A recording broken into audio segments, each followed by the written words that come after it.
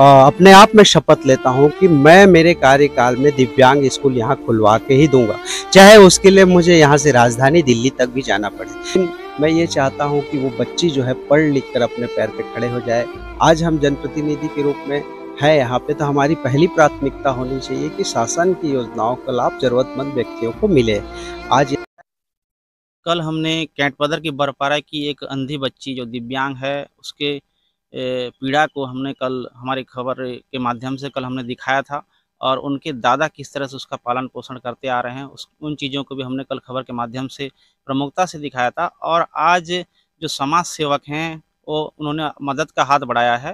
देवेंद्र ठाकुर जो वर्तमान में जनपद सदस्य भी हैं, जनसेवक हैं, आज यहाँ उनके घर तक पहुँचे हुए हैं और उनकी तरफ से किस तरह की पहल की जाएगी उन्हीं से बात करेंगे। ठाकुर जी, आप यहाँ पहुँचे हैं, आपकी ओर से कौन-कौन सी पहल की जाएँगी? देखिए, सबसे पहले तो बेहरा जी मैं आपको साधुवाद ज्ञापित करना चाहता हूँ।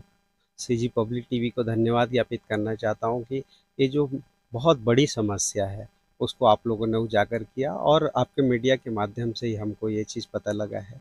और बहुत दुखद है कि जो शासन की बहुत सारी अनेकों योजनाओं होने के बावजूद ऐसे पात्र हितग्राहियों को उस योजनाओं का लाभ नहीं मिल पा रहा है।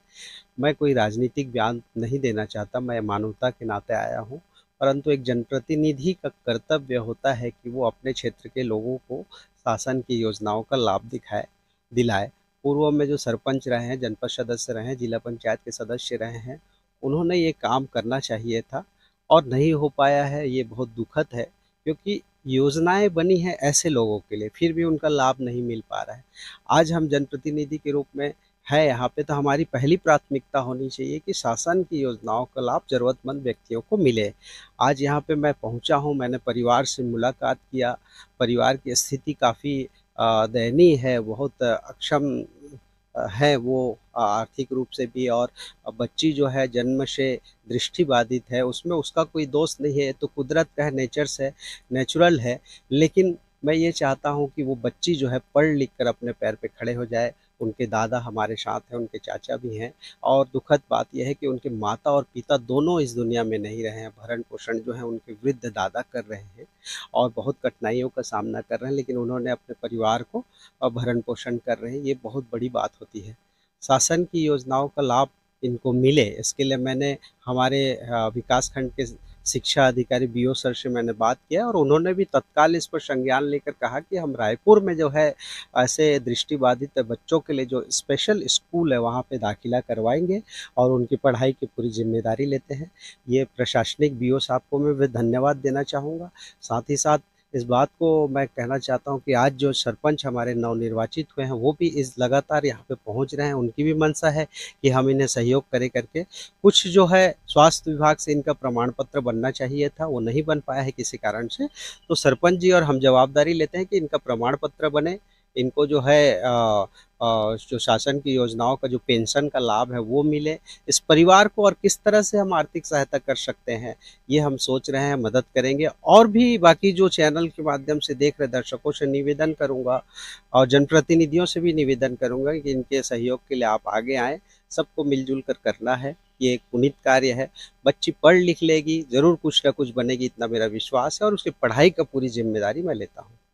क्षेत्र में और भी ऐसे दिव्यांग बच्चे होंगे तो उनके मदद के लिए, उनकी सरकारी योजनाओं का उन तक लाभ पहुँचाने के लिए आप क्या विशेष प्रयास करेंगे? देखिए, बहुत अच्छी बात आपने पूछा। आज मैं जब यहाँ पे आया हूँ तो मुझे एक चीज़ का अनुभव हुआ कि हमारे देवभोग विकास खंड में दिव्यांग स्कूल नहीं है।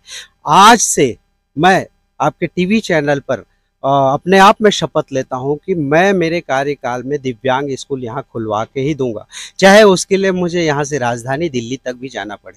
मैं जवाबदारी लेता हूँ कि हमारे विकास खंड में दिव्यांग स्कूल होगा।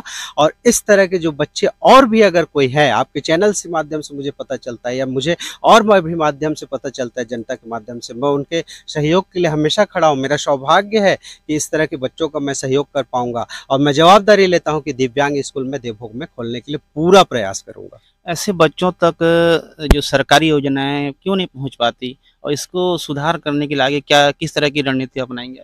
देखिए, मैंने कहा ना कि जनप्रतिनिधि जो होते हैं वो उनको ध्यान देना चाहिए कि उनके पंचायत क्षेत्र में, उनके जनपद क्षेत्र में, उनके जिला पंचायत क्षेत्र में अगर कोई व्यक्ति जो है इस तरह से हैं, चाहे दृष्टिबाधित हो, मुखबाधित हो, कर्णबाधित हो या फिर अन्य कोई जो हितग्राही हैं, क्योंकि शासन की योजनाएं तो बहुत हैं, योजनाओं की कमी नहीं है, लेकिन हम जनप्रतिनिधि अगर ऐसे जनता का सहयोग नहीं करेंगे तो उन तक लाभ कैसे पहुंचेगा, क्योंकि ये बेचारे तो जानते नहीं हैं कि योजनाएं क्या क्या है, किस तरह से सर्टिफिकेट बनाना है, कहाँ पे कौन बीओ है, कौन सीओ है, कौन क्या है, इनको तो पता है नहीं। तो वो हमारी जवाबदारी बनती है। मैं हमारे जनप्रतिनिधियों से भी अपील करता हूँ कि कृपया मन के अंदर की आवाज़ को सुने और लोगों की सहायता के लिए हाथ बढ़ाएं। क्या प्रशासन और समाज सेवी मिलकर ऐसे बच्चों की मदद के लिए कोई स्थायी समाधान निकाल सकते हैं? बिल्कुल निकाल सकते हैं, क्योंकि प्रशासन में योजनाएं बहुत है और जनप्रतिनिधि अगर संबंधित अधिकारी या कार्यालय में जाकर इस बात की जानकारी देंगे, लिखित रूप में जानकारी देंगे, तो जरूर जरूर होगा, क्यों नहीं होगा। शासन की योजनाएं तो बनी ऐसे लोगों के लिए है। आने वाले दिनों में क्या आप ऐसे दिव्यांग बच्चों के लिए क्या करना चाहेंगे? कोई ठोस कदम उठाना चाहेंगे? मैंने कहा ना, मेरा आज से प्रयास रहेगा कि मैं दिव्यांग स्कूल जो है यहाँ पर खुलवाने का पूरा प्रयास करूँगा, चाहे वो शासकीय हो, अगर नहीं तो किसी एनजीओ के माध्यम से भी। आज से मैं संकल्प लेता हूँ कि मेरे देवभोग विकास खंड में एक दिव्यांग स्कूल की स्थापना हो। और उन्होंने पहुँच कर जो मदद का हाथ बढ़ाया है, क्या कहना चाहेंगे?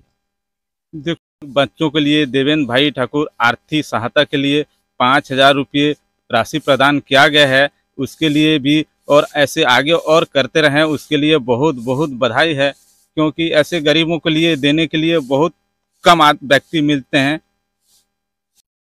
सवाल आज फिर से यही उठ रहा है कि ऐसे बच्चों तक सरकारी योजना का लाभ क्यों नहीं पहुंच पा रहा है?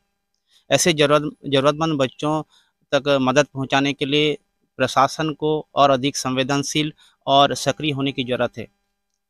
आज उम्मीद है कि आज जो पहल जनसेवक और वर्तमान जनपद सदस्य देवेंद्र ठाकुर जी ने उन्होंने जो मदद का भरोसा दिलाया है, आने वाले दिनों में और भी समाज सेवक इस तरह से आगे मदद का हाथ बढ़ाएंगे।